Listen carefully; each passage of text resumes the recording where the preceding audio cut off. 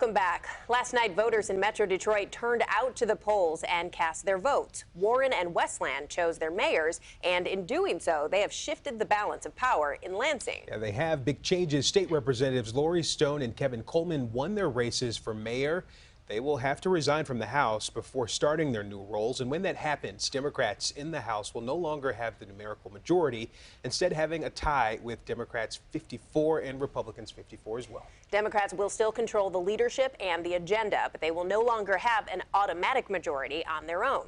Joining us now to discuss are Republican Rocky Rashkovsky and former majority leader in the Michigan House, so very familiar with all of this, as well as Democratic consultant Alexis Wiley, joining us over Zoom. Thank you both for being here.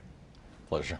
So, Rocky, again, you have experience with this. How significant is this? If the Democrats can control the agenda and the leadership, but they don't have that guaranteed majority, how big is this? It's huge.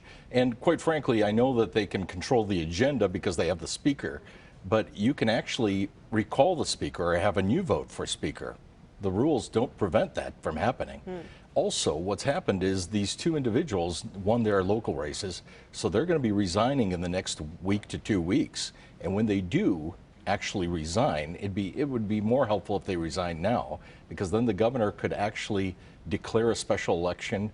And what you have to do, there's a time limit. First, you have to announce as a candidate. You have to have a filing deadline.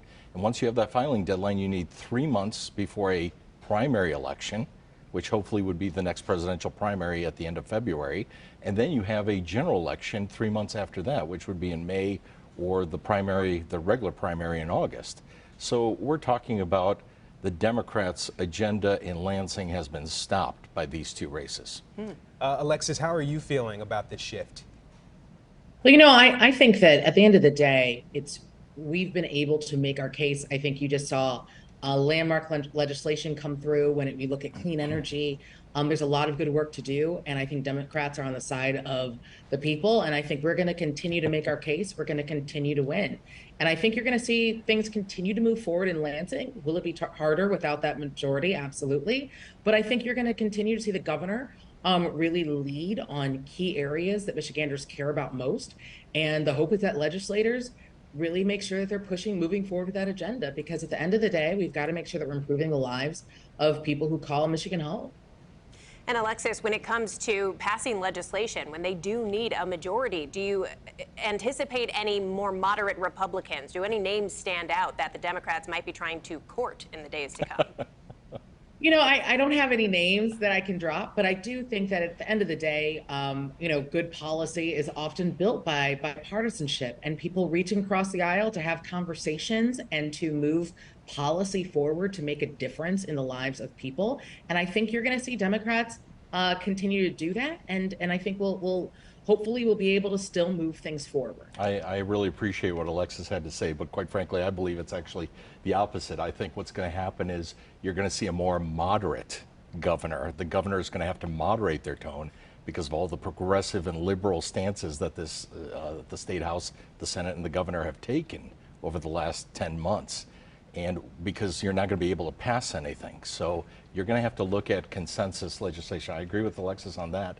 But I think that the governor is going to be the one that's going to be moderating, not leading. So you think we could still be seeing a wall because there won't be able to be that cohesion just based on how everyone's feeling? Well, a wall to progressive liberal policies that are going to ruin Michigan's economy or continue to raise inflation and ruin Michigan's economy, yes. There's going to be a wall of Republicans putting that up and working for the people.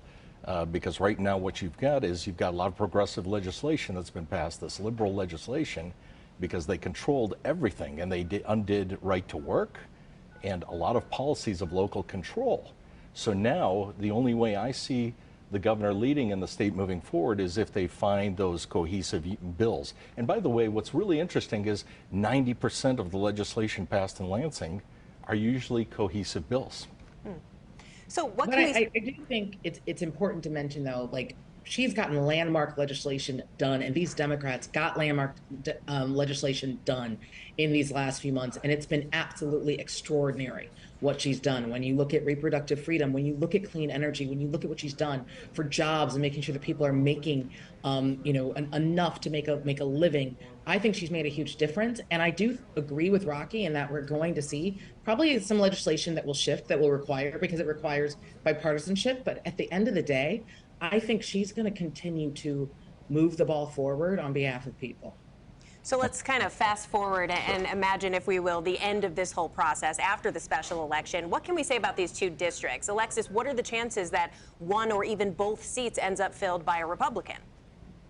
You know, I think there's always a chance of anything at this point. I'm not somebody who's going to predict anything at the moment, but I think that Democrats are going to fight hard to keep those seats. I think you're going to see really competitive campaigns, and you know, we'll talk in a few months and see how this all goes. But I'm very confident that the Democratic Party will focus and work hard to keep these seats. Rocky, I saw you shaking Yeah, your head. I don't think there's even a question.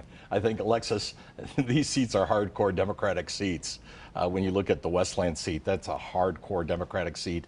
In the southern Warren area, it's going to be very difficult. For a Republican would have to turn water into wine to actually win that district. So you think soon enough we will likely be right back with that same razor-thin margin Not soon enough. have? I think what we're looking at is next year, an election year, and by the time you actually have these members seated, taking an oath and seated, they're going to be running again for the re-election, Right. and there's no time. So actually, this is the best for Republicans and for people in the state of Michigan. This is the best thing that could happen. You put a government in stalemate, and you put a stop on the progressive liberal legislation that some people call landmark. I call it regressive and inflationary. Alexis, any response? You know, I think I'd expect Rocky to say everything that he said. At the end of the day, I think that the governor and the Democrats are focused on kitchen table issues. The Republicans are not. And I think you're going to continue to see this lead because of that. So I'm feeling good right now, and I'm proud of the work that's been done over the past few months. I'm excited to see the work that gets done moving forward. Oh, no shortage of stories to follow in 2024. Rocky and Alexis, thanks so much for joining us today.